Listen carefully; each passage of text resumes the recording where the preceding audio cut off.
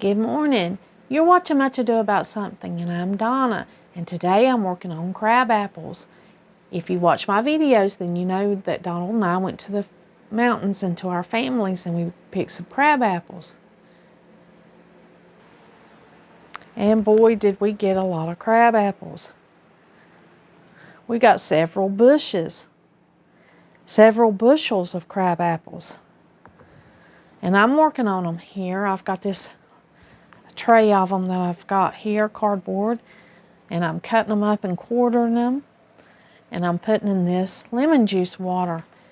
And I'm doing this, taking the care for these to do it this way because I'm going to make some crabapple jam with these. I'll show you how I cut these up real quick. Now I absolutely love the taste of crab apples and crabapple jam. It was my dad's favorite jam. It's my favorite jam. We just take a crab apple and cut the blossom end off of it. I cut it in half and then I quarter it. And you can see it's like a little apple inside. It's got the seed and the little core. And in proportion to this little crab apple, that's quite a bit.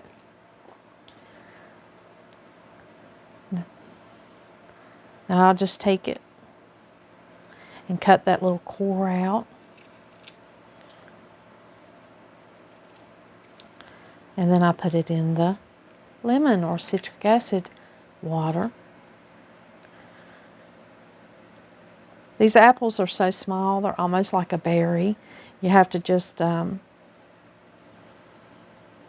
think about how really good these are.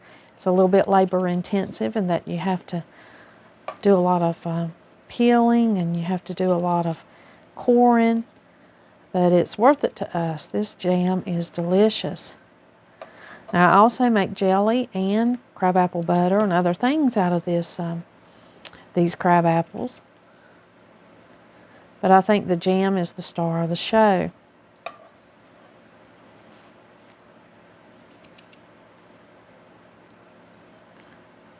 Donald and I have worked a few days to get a few gallons of these.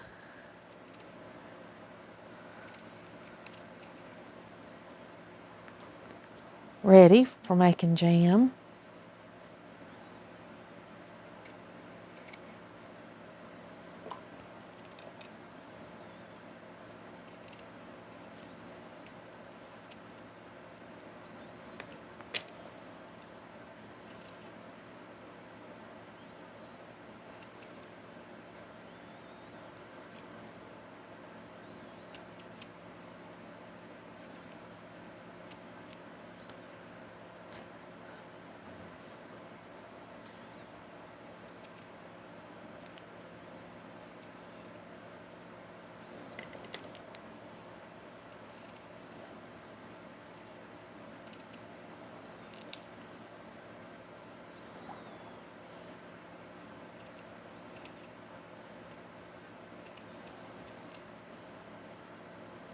Now I won't be able to do this with all of these. I'll have to get on the ball and go ahead and get these preserved. But I make what jam I can with these, and then I make all the other things. I'll cook them and crush them and make the crabapple butter. I may make some crabapple vinegar. That's really good.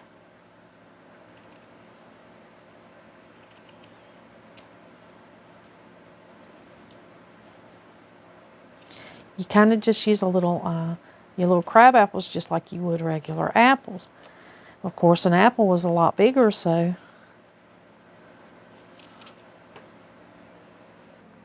it takes a little longer to do your crab apples.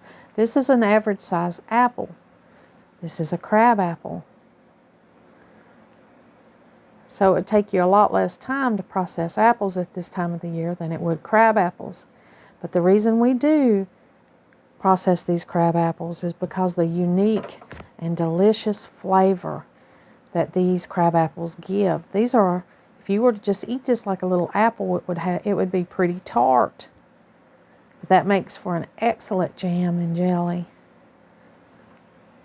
And that's why we go through the process of getting all this done and taking the time to cut these little apples, which are kind of the size of big berries, I would say.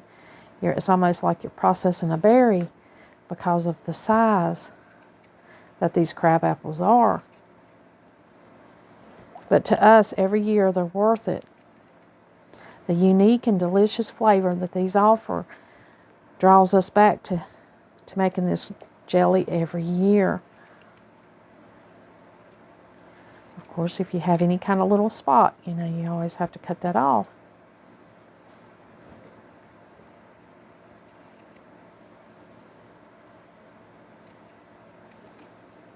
This is our discard bowl that we feed to the chickens, and we put in the compost.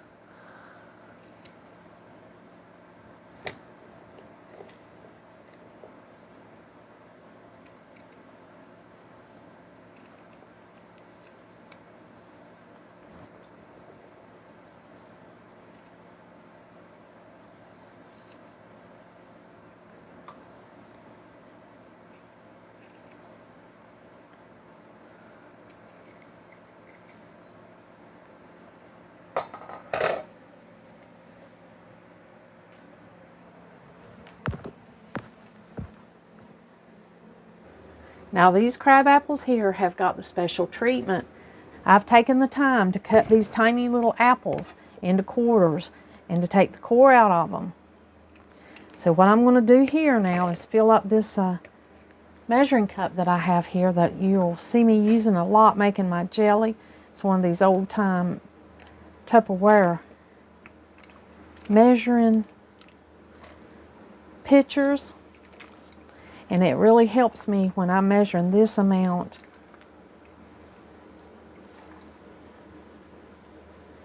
This size amount of fruit. Now it's recommended to make jams and jellies in small batches, so you'll be sure that they set up. My priority is to make sure that I get these things put away in a timely manner and that I'm not wasting a lot of this produce that I've taken the time to process. So I'm going to make a little bigger batch than usual today. Whoops. Sorry about that. Now this has given me 8 cups, 2 quarts. 2 quarts of crab apples. Now I've got my stainless steel pot here. And I've got my 2 quarts of crab apples. There's a little juice in there, but I'm going to add more juice.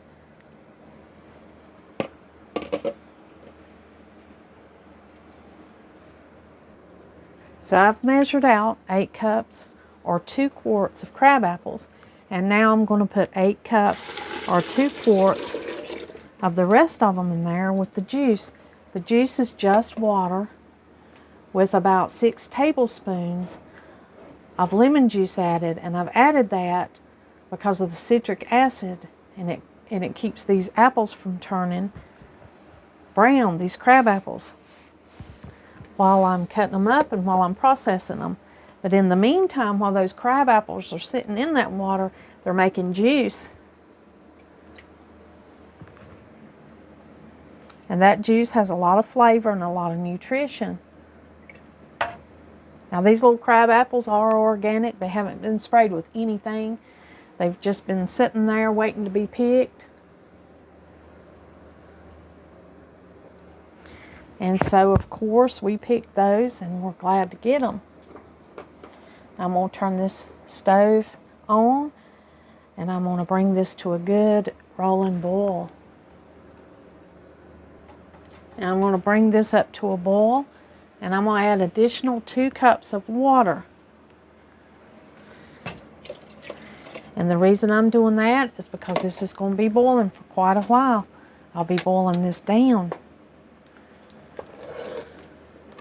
I've got my thermometer in here because when I add my sugar, I'll be cooking this till it reaches 220 degrees. And I'll be cooking it there for a little while until my jam thickens up a little bit.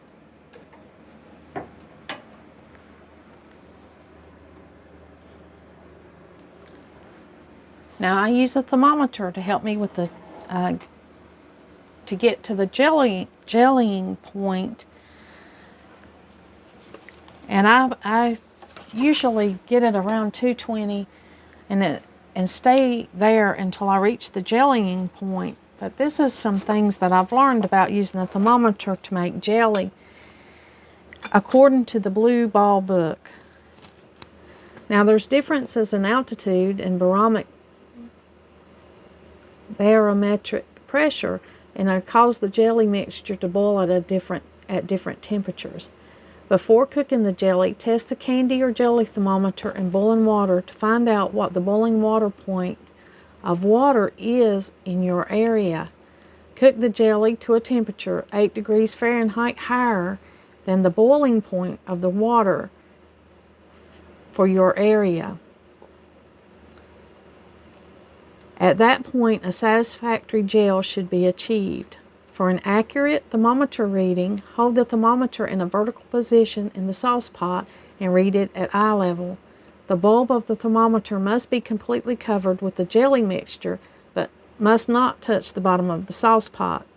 Remove sauce pot from heat, skim foam if necessary, and then you pour your hot jelly into hot sterilized jars. So I realized that there's a little bit of a difference in temperature and depending on what area you're in. And when you use a thermometer to make jelly, you have to find out the boiling point of your water in your area, and then you cook the jelly to a temperature that's 8 degrees Fahrenheit higher than the boiling point of water in your area. I thought I'd just throw that in there because there's not one standard measure, one across the board standard temperature, I guess, for a jellying point, just like there's not one standard temperature for boiling water. So just get a thermometer and boil your water. See the temperature that it reaches at boiling water, and then add 8 degrees Fahrenheit to that, and you'll have your jellying point for your area. So that helps in making jelly when you use a thermometer. Using a thermometer just helps you accurately know the temperature that you reach and for how long. And it helps me, even though, I can tell by the look and the feel whether my jelly or my jam, we're making jam today, I can tell whether it's thickening or not just from experience, but not everybody's experienced. It takes a while to get to know how to get there. And what's the difference between jellies and jams? Well, jelly is juice strained from fruit, and it's used to make jelly, the juice. It is usually prepared in a way that keeps the juice crystal clear, and the jelly is gelatinized enough to hold its shape when removed from the jar, yet soft enough to spread easily. So that would be what a description of jelly. And a description of jam is, jams are made by cooking crushed or chopped fruits with sugar until the mixture will round up on a spoon. Jams can be made of one fruit or a combination of fruits. They should be firm but spreadable, and jams do not hold the shape of the jar. Jellies do hold the shape of the jar, but jams do not. So there is a little bit of a difference to how we will cook this jam. It won't have to cook and reach as high a jellying point as jelly, because the jelly holds the shape of the jar and the jam it doesn't. It just heaps up on your spoon. I love to make jams because I hate to throw away any part of the fruit that I can use. So I'll make jams more often than I do jellies. But I do enjoy jellies also, and I have videos on making jellies.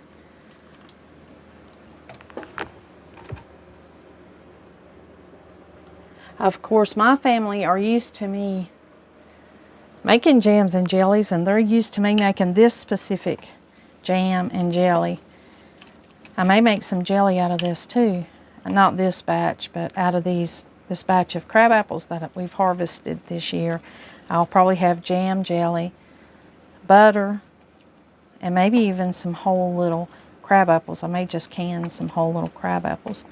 But my family, I've already had several people say, and my children and my grandchildren will be expecting some of that crabapple jam, Grammy.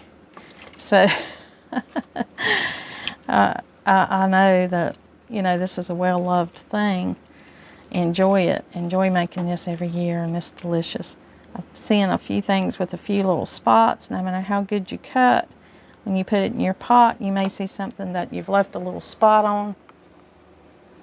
And of course, you just take a minute and cut that out, and then just add it right back in.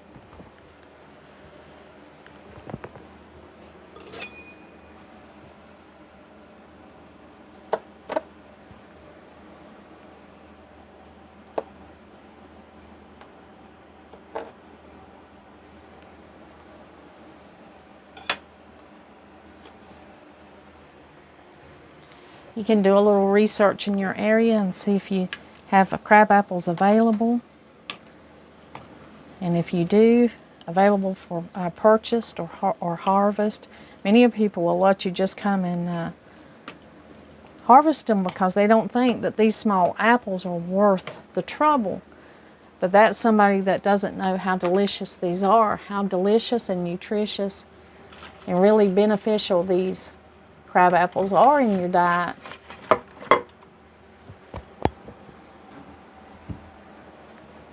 Now, of course, jams and jellies, you have to limit your sugar.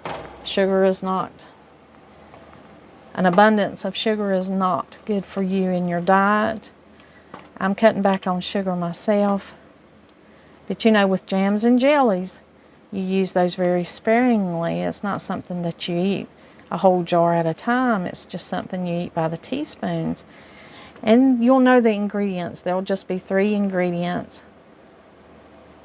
Well, 4 ingredients in this crabapple jam.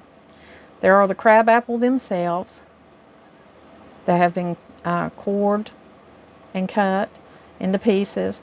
There is the water that you put over them, the lemon juice that we added to the water to keep them from turning brown while we were peeling them, and then there's the sugar.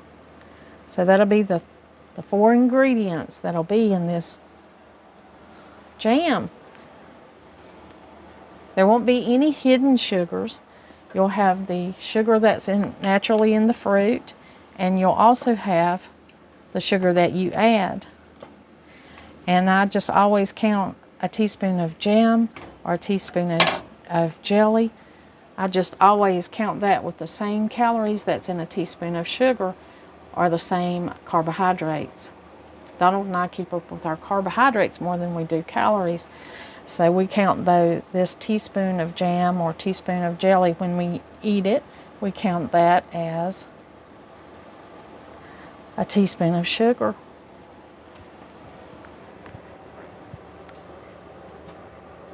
Now I'm going to go ahead and wash up my jars. I've got pint jars here, and I'm going to go ahead and wash them and get them in the oven and hold them until my jam is ready. I've got my fruit in here, and I have the juice that I had covered it with and 2 cups of water.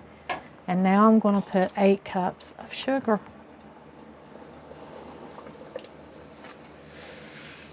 A traditional jam uses equal amounts of fruit and juice to equal amounts of sugar.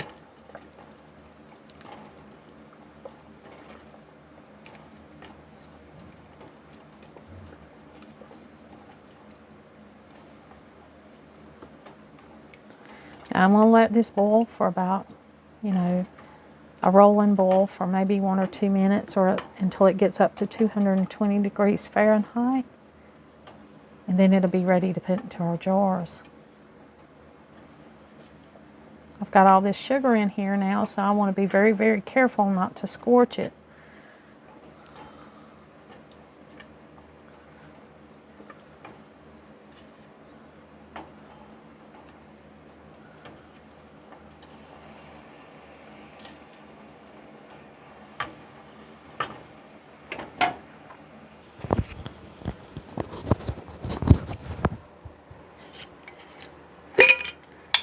Now, I've heard a lot of people say that you don't use the lids that come on these jars, and that's one of the most preposterous things that I've heard. When you buy these jars and they come with the lids, these lids have a coating on them that keeps them from sealing over and over. That's why you're supposed to wash these lids before you use them. There's a factory, real thin factory coating on these that allows them to be stored and shipped the way they are. A company that's been around as long as Ball and as old as Mason jars, you better believe they know what they're doing when it comes to shipping and making their jars.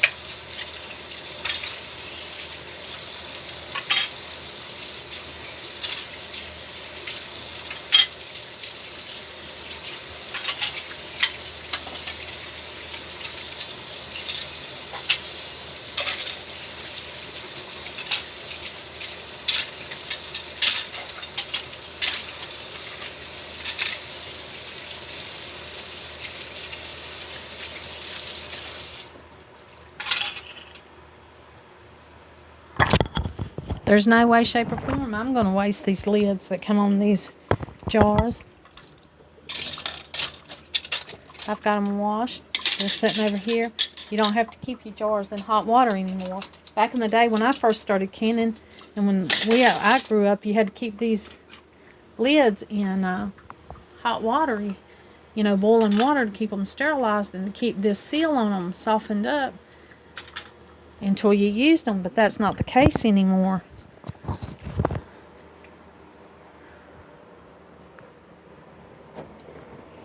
Our jam is cooking up. It's got the sugar added. Let me stir that in.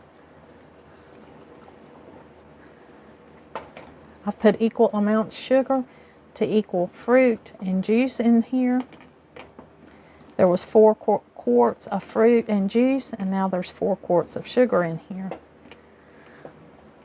I've got it on medium-high over here, and I'm letting this simmer and come up to it's slowly coming up to a boil. And when this comes up to a boil, it'll be ready. When it's cooked to the liquid is a little thicker than what it is now.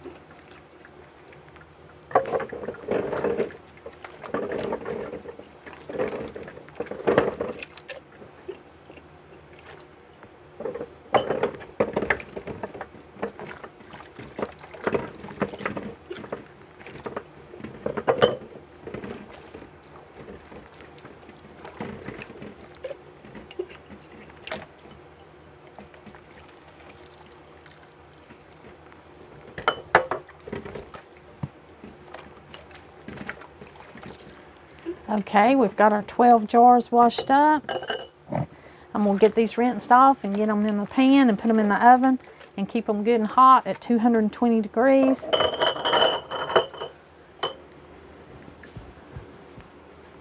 Until I'm ready to fill them with our jam.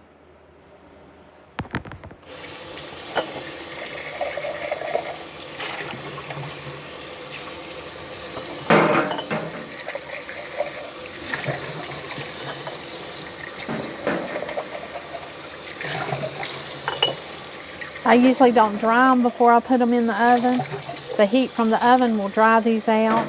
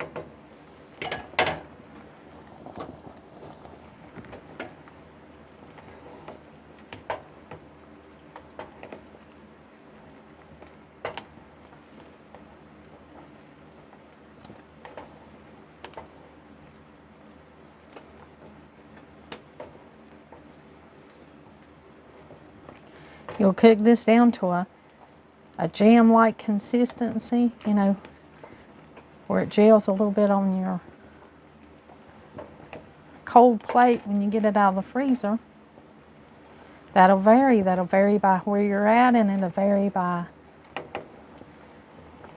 the stove that you use and the kind of pot that you use. And even the fruits.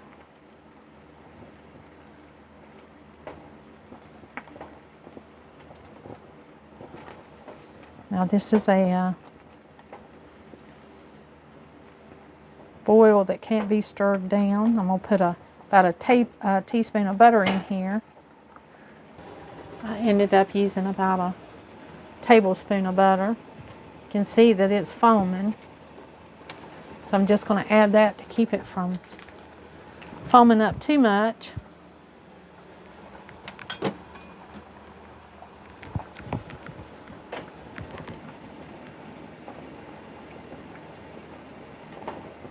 That butter will stay right on the top there. It'll float. And you can already see that it's cut back on some of the foam. I am going to stick my spoon down in here and stir some, because there's a lot of sugar in here and you don't want it to scorch down on the bottom. That's a timer that I set. Kind of gives me an idea how long this has been boiling.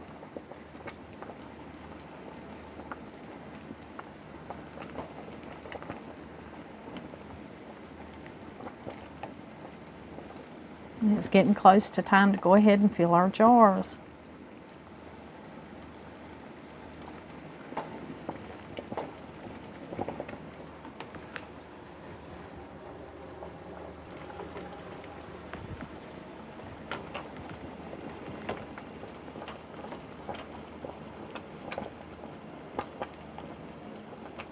I don't have my thermometer touching the bottom. It's at 220 degrees. That means it's hit the right temperature. I'm just going to stir this for a little bit and let it boil in here for just a little bit. And then I'm going to do a test. And I'm going to share with you a test that'll help us know when this is ready.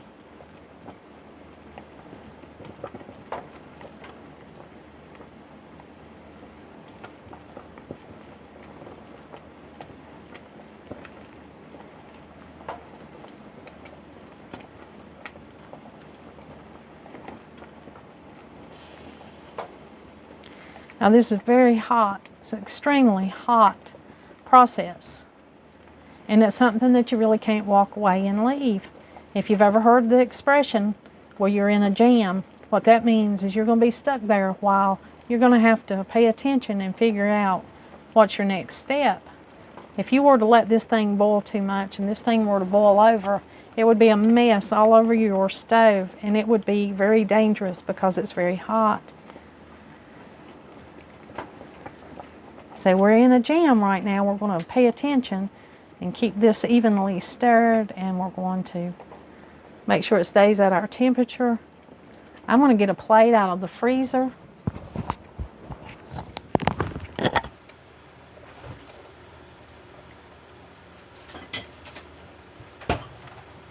Now I've got this cold plate out of the freezer, and I'm just going to put a little bit of this juice on it. And I'm going to give it a minute, and we're going to see if this gels up. If it firms up on our plate as it cools off, then it's ready to go. And remember, jam doesn't have to firm up as much as jelly, because jelly holds the shape of your jar. Jam, it just heaps up on your spoon. It's just kind of a thick concoction, not necessarily as thick as jelly.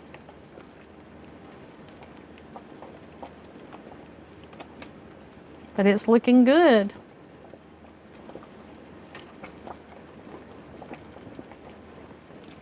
This crabapple jam is looking delicious. It's turning a beautiful red hue. It's just a really beautiful jelly. It makes a good gift.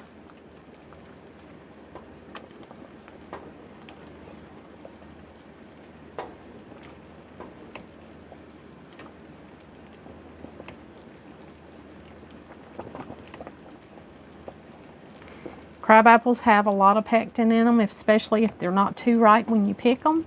And by having a lot of pectin in them means you don't have to really add a lot of pectin. It does take, it takes a while to kind of boil these down. It takes a little longer to make jam or jelly without added pectin, with just using the natural pectin in the fruit.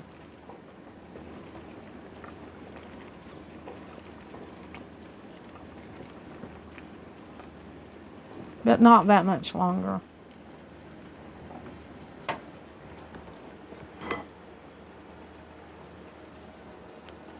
I don't think it's quite ready yet. It's still a little runny. It's thick, but a little runny. So we're going to give this a few more minutes. I'm going to set this back in the freezer so we can do this test again here in a few minutes.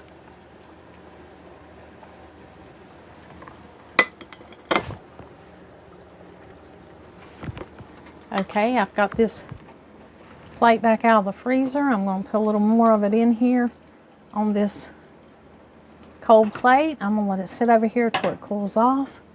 And then we're going to test this jam to see if it's ready for us to go ahead and put into our jars.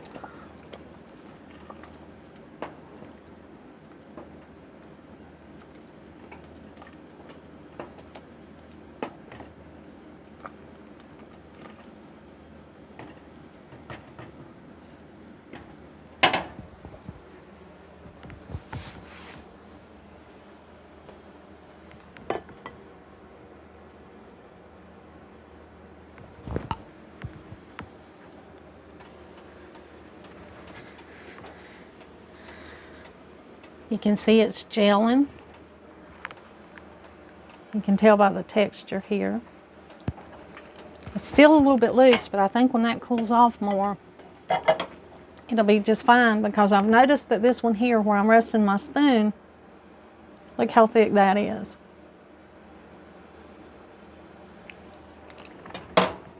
Now I'm tasting this, and it's delicious. Wow, what a lot of flavor those little crab apples have.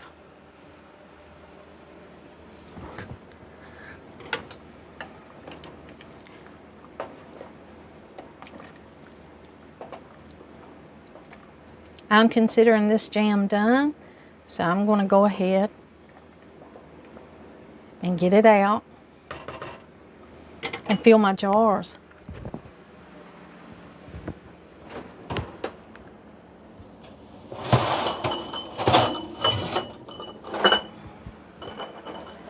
Here are my hot jars.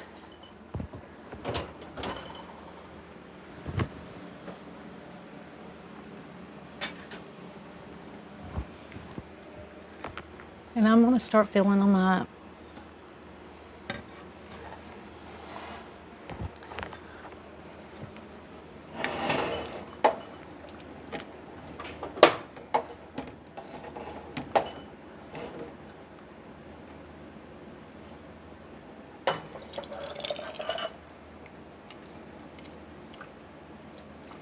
You can see the bits of fruit in here that make this a jam.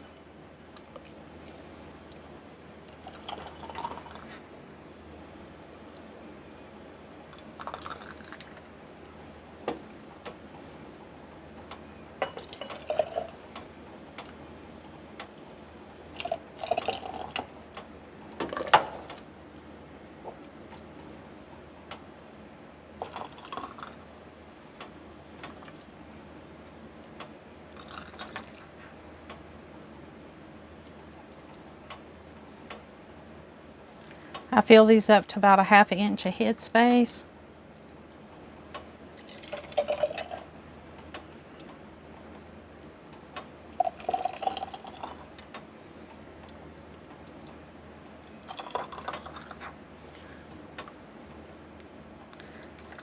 I'll put these pints in a water bath for about 20 minutes.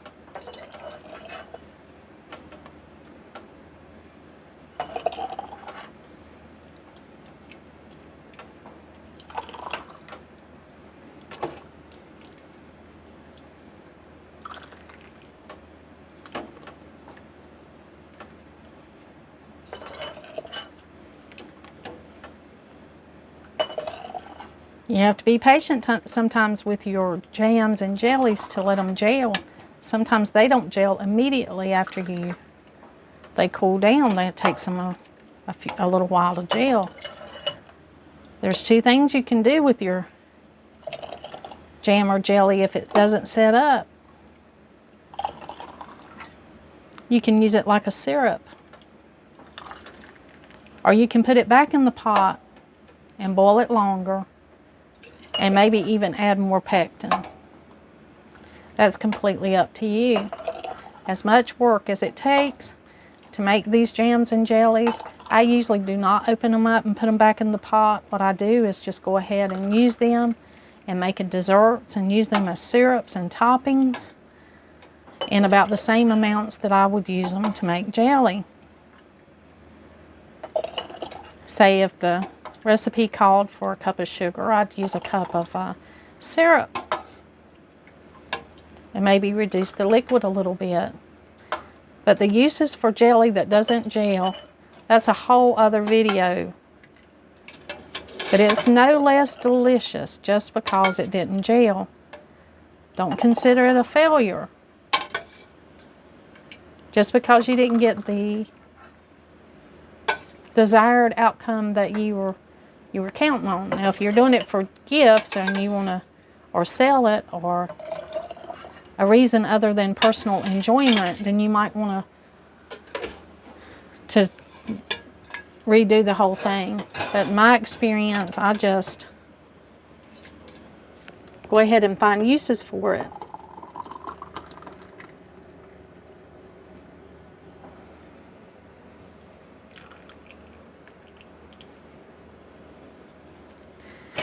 Now we've got 10 pints of jelly out of those 4 quarts of crab apples and the water that we poured over them, the juice that we made from water over those crab apples. Now I always wipe the rims before I put the lids on. I'll wipe the rims of all of these and put the lids on, and I'll put them in a water bath for 20 minutes. I'm going to take one of these and just put it in the refrigerator and save it to munch on, because I like to try each batch and see how it tastes. And I wanted to show you the beautiful, beautiful look of this jelly, the beautiful color.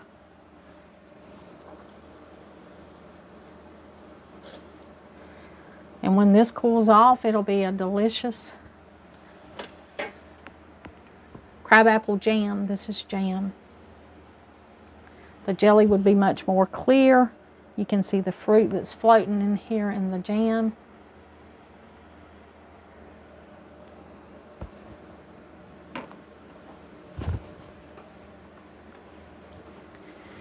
Thank you for joining me today to make crabapple jam.